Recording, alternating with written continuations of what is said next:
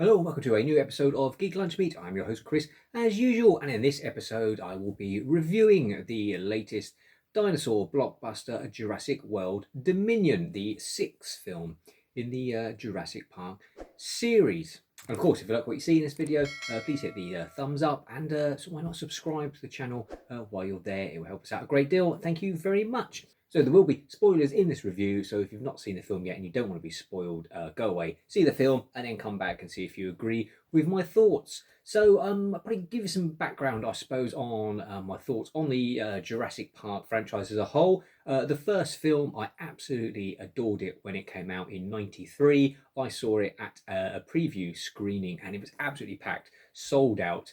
And everyone there absolutely loved it. It played like gangbusters. The T-Rex scene, people were screaming and shouting.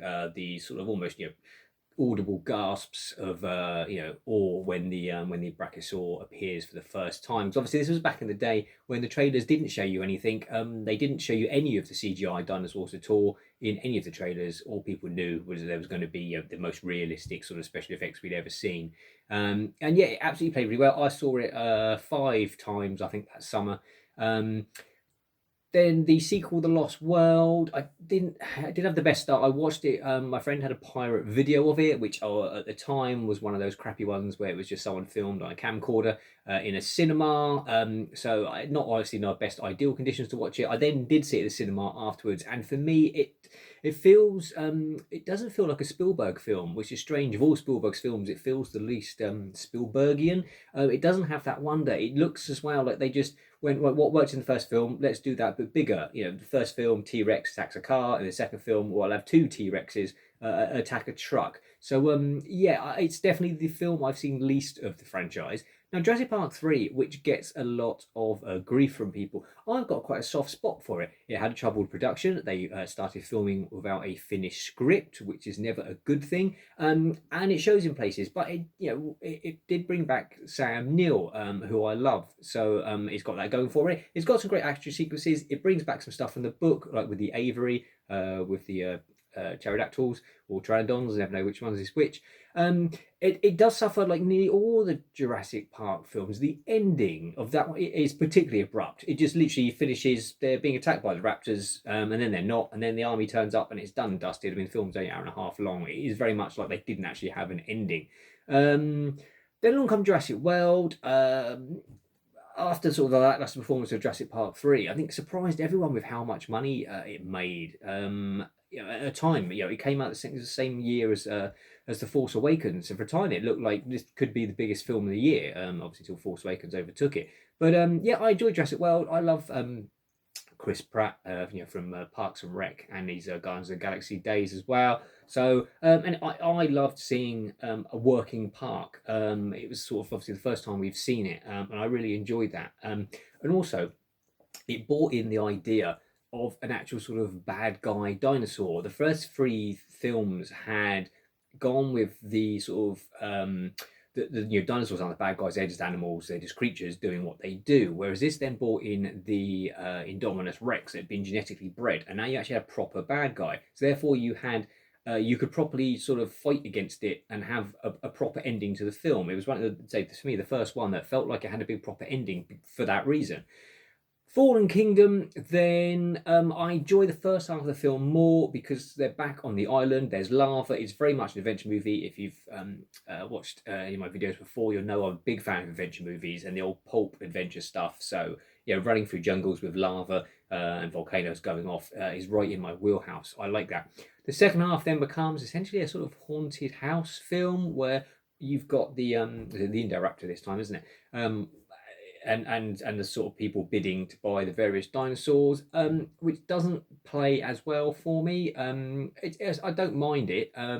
It's not. It doesn't have that Jurassic Park feel, but it does leave an intriguing premise at the end, in that all dinosaurs, are sort of released into the wild. We got hints of this sort of storyline at the end, going back all the way to Lost World, where the T-Rex runs amok in San Diego. I always thought it would be an interesting premise, when they sort of, that you could tell that's where this was, the Jurassic World series was heading, with dinosaurs being all over the world. I thought this was a great idea, and loads of scope there for good stuff. Which brings us on to Jurassic World Dominion. Colin Trevorrow is back directing after skipping the last film. And unfortunately, he takes this idea of dinosaurs being loose in the world and then doesn't really do anything with it. The beginning of the film, there's a sort of we get a newscast and it shows you various scenes around the world, pretty much the same as Fallen Kingdom ended, showing dinosaurs interacting with people, and the fact that humans have had to adapt to living in the world with dinosaurs. This then basically gets eschewed completely for a separate plot, mostly regarding genetically modified locusts that they've grown to huge size, that the evil Biosyn company has done, on the premise that they're basically genetically engineered them to not eat Biosyn genetically modified sort of crops and just eat everyone else's. So then Biosyn becomes the world's only provider of sort of food sources. So while the film does then play out as a sort of fun dinosaur romp, it doesn't sort of reach the heights that it should do. Saying doesn't sort of follow the sort of natural plot that you thought we were going to get from Fallen Kingdom. And then even by the end of the film, it's pretty much back. The film ends again, pretty much with another newscast showing us again dinosaurs interacting with other creatures in the wild. There's a beautiful shot of a mosasaur swimming along with a pod of whales, and we've got some triceratops sort of grazing the the plains in Africa alongside elephants. Again, we're basically back. The film sort of goes full circle. It brings you back to the end of Fallen Kingdom and goes, right, here's dinosaurs out in the world.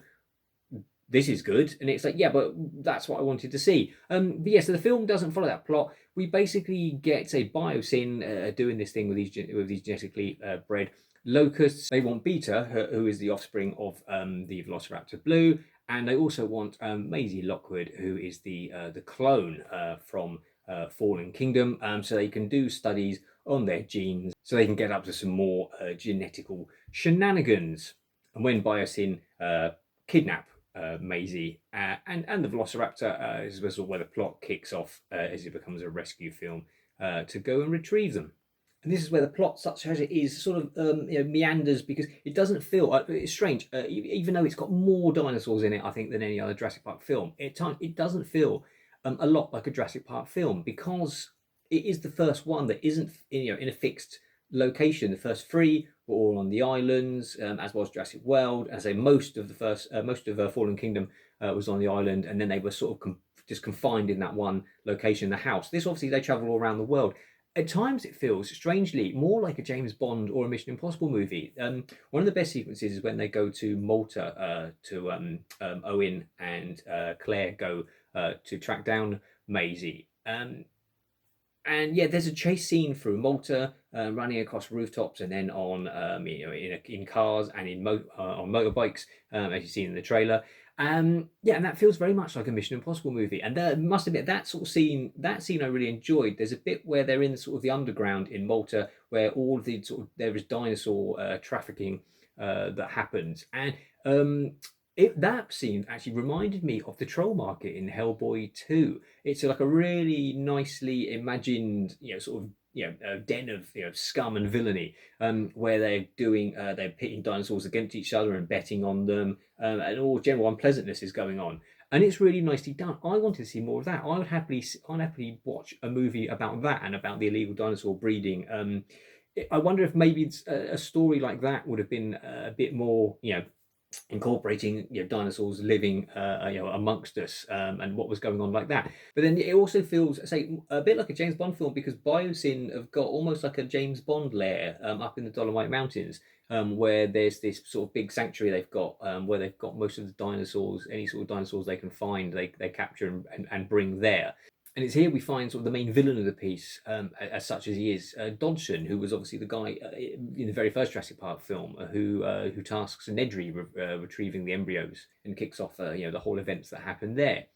He's sort of a Steve Jobs character, and he's not, as a bad guys go, he's not massively evil. He runs a big company and he's doing it for money. He never sort of actually sort of threatens anybody. When he discovers that that Ian Malcolm, who is working for him, is sort of actually trying to spill all the secrets of the company about this these genetically enhanced locusts and stuff, he just fires him, but then sort of still leaves him to wander around. There's no actual real threat from him at all, which is a bit strange. This, of course, leads me on to say Ian Malcolm and Alan Grant and Ellie Sattler, who are all back from the original film. And it's really nice to see them. I really like Sam Neill. I absolutely love Jeff Goldblum as an actor as well. He doesn't get as much to do as the others. He's almost more of a glorified cameo. And probably one of the reasons he doesn't get to do as much is you've effectively now got 6 leads. You've got obviously Chris Pratt's character Owen, Bryce Dallas Howard, Claire. You've got Maisie, obviously the young girl. You've then got Sam Neill and Laura Dern's character and Jeff Goldblum. You've essentially got 6 leads, plus there are some other characters they interact with as well. So it was probably inevitable that certain people were going to get shuffled off at points in the film. And I don't know if Jeff Goldblum's, I don't know if he wasn't available for filming a lot. Obviously, a lot of this was done during the pandemic. But his character definitely seems to be the one who's sidelined the most. It is great to see them all back. It just unfortunately the film never reaches the heights you would think. As it's the 6th film of the series. They've said it's the last one. I mean, I don't the last one of the Jurassic series. I can't imagine if this franchise makes billions of dollars, they'll spin it off somehow. But this is meant to be the last of this story that we're going to get.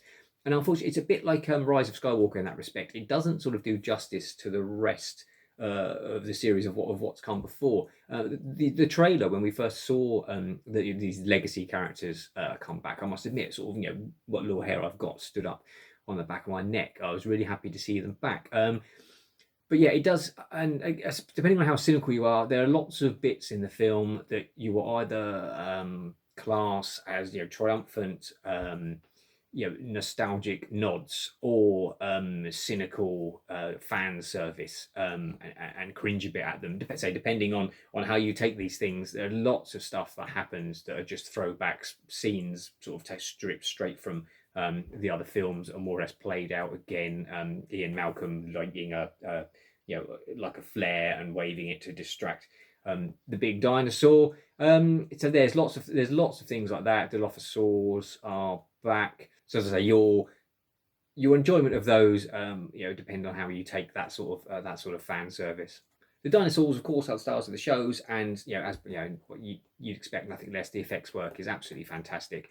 And I think we see more dinosaurs, more different species of dinosaurs than we've ever seen before. Some really fun ones. This does sort of lead into that whole here comes just another big giant dinosaur. We've sort of seen it and done it all before. This is the problem I have with the Jurassic Park films. I say the problems they have with the endings of them is that your average dinosaur would kill a human easily. So you can't just have humans going up against them. Which just leads to a lot of running away and narrowly being caught, but managing to escape in the last minute. You get this throughout the franchise, and it's sort of you get this a lot in Jurassic World Dominion. Plus, they've sort of taken a step backwards. I liked the last 2 movies in that they gave you a bad guy dinosaur. In this one, not so much. And again, the ending just sort of peters out, which, like I said, is a problem with a lot of the Jurassic Park movies, sort of due to this fact that dinosaurs are this force of nature that you can't defeat. So in the end, the characters just sort of get away and just leave whatever's happening behind. And then the absence of a real bad guy, say Dodgson, is not a great bad guy. And then his sort of comeuppance is just. He's out on his own. It's nothing really to do with the main characters. He gets killed by some Dilophosaurs in a sort of stupid way. He crawls crawls back through this hatch that he could just close behind him, but doesn't close behind him. So therefore, the Dilophosaurs get in and do their thing and kill him. It's done. I can tell. You know why it's done. It's a throwback to the way Nedry goes out. He is most linked to Nedry from the first film. Is who we've seen him with. And it follows that death, even to the point he's still got the Barbasol shaving cream can, the Nedry was going to put the embryos in. And you knew what was coming. It rolls out of his hand and rolls across the floor as the Dilophosaurs get him. Exactly the same as what happens to Nedry. Which begs the question: how did they find that can buried under all the mud on Jurassic Park? The odds of finding it and him retrieving it seem highly unlikely. But in this type of film, I suppose you have to take that sort of thing. One sort of strange thing they do as well is Doctor Wu is back, BD Wong, who's been in sort of several of the films. And the last two films made him out to be sort of the main villain. He then gets a redemption arc in this one. It's strange. It's almost like they've just suddenly decided, no, Wu's actually gonna suddenly realise what he's doing wrong, which you can argue is a good idea. And he gets redeemed in the end. But in a film that's lacking a decent villain, he was a sort of he was a pretty good villain in the last film. So yeah, it seems a bit strange that his son decided to change him and just become a good guy again. There's quite a few plot holes and things that sort of just peter out and don't come to anything. There is another sort of villain played by Dietchen Lackman, I think you pronounce her name, who's sort of helping kidnap Maisie and Beta. And she turns up in Malta and then sort of does some bad guy things, and then she's just done and dusted. She then disappears from the film. She sort of could have easily got away, but for some reason wanders back to where the CIA agents are. And gets caught, and that's the end of that. We never see her again, which is a bit odd. Yeah, it does sort of feel they didn't know what to do, sort of with the bad guys in this film. Yeah, so all the bad guy roles in this film feel very underwritten, but they weren't quite sure what to do. So that in the end, there is no real massive say bad guy. You cheer when Dodson gets his comeuppance. It's not like he's massively put any of the sort of main characters under any sort of real threat. When Maisie just sort of escapes and just starts wandering the halls of the lab, but Beta's obviously out exactly doing the same thing. That at times felt like the Camp Cretaceous, the cartoon, the last season of that, where the kids are wandering around in sort of laboratories, sort of dodging the robots and things like that. It felt a bit like that. It does, as I say, it doesn't massively feel like a Jurassic Park film at times, which is a real strange thing to say, considering you've got all the main characters back. And a whole shed ton of dinosaurs. So yeah, there's fun to be had with the film. I did enjoy it. I like adventure movies. I like dinosaurs. I like the Jurassic Park franchise as a whole. It didn't give me the story that I thought it was going to give me of dinosaurs out in the world. Afterwards, I was thinking, it seems like a sort of premise that would work well on a TV show. The only problem is, even with the budgets they're spending these days, to do a convincing show that actually had a good amount of dinosaurs turning up in it every week, the budget would be astronomical. So I don't imagine they're going to go that route. But that does seem a more interesting way of exploring it, because, as you say, at the end of Dominion, we're sort of back to where we were at the beginning. They're showing us all these dinosaurs interacting, with people and animals in the world, but that's not actually what the film is about. Even I was thinking afterwards, to the point, the bit in the trailer where the T-Rex attacks the drive-in theatre, that's not in the movie. Now, I know it was shown, first of all, they did that exclusive IMAX trailer that showed you the dinosaurs back in the Jurassic era, and then had the bit at the end with the T-Rex attacking the people in the drive-in theatre. Now, so I know that was an IMAX exclusive, but then bits of that were also in the actual trailer for the film. It almost feels like they've, I don't know, cut that entire thing. Probably it would have been at the beginning of the film. There is a bit where you see some fishermen, and obviously their boat gets overturned by the mosasaur. I suppose then if they put that sequence in as well, it's another demonstration of dinosaurs and humanity trying to survive alongside them. I suppose you could say that's redundant, and would add to it's already a 2.5 hour movie, would add to the running time. But personally, I wanted to see more things like that, and I thought that's what we were getting from this film. Your enjoyment of the movie is probably going to depend on what you were expecting. If you wanted to, if Fallen Kingdom left you thinking, I want to see more of that and what's going on in the whole world, you'd probably be a bit disappointed. I say a lack of sort of villains or any sort of real threat. You obviously never ever feel that any of the characters are in any type of danger, as they obviously just continuously running away from dinosaurs effectively. So it has got some nice action sequences. The one in Malta in particular. I really enjoyed the plane crash as well, because that's that sort of adventurous stuff that I enjoy. But as for it being a big triumphant climactic end to this 6-film series, it falls a bit short in that regard. So yeah, and you can see why a lot of reviews have been quite harsh on it. It's not as bad. The reviews that tell you it's absolute garbage. It's not as bad as all that. Look as I film this, it's looking like its opening weekend is probably going to be a lot lower than what they originally expected, which is a shame. So yeah, Jurassic World Dominion, it could have been a good massive exploration of of dinosaurs and humans living together. That's not the film we get. What we do get is a fun dinosaur romp. Don't go in expecting too much, and might have some fun. If you're a huge Jurassic Park fan and you don't go in expecting too much, it's another fun installment in the series. Just say not quite as good as it could have been. Hope you enjoyed this review. Until next time, eat, geek, and be merry.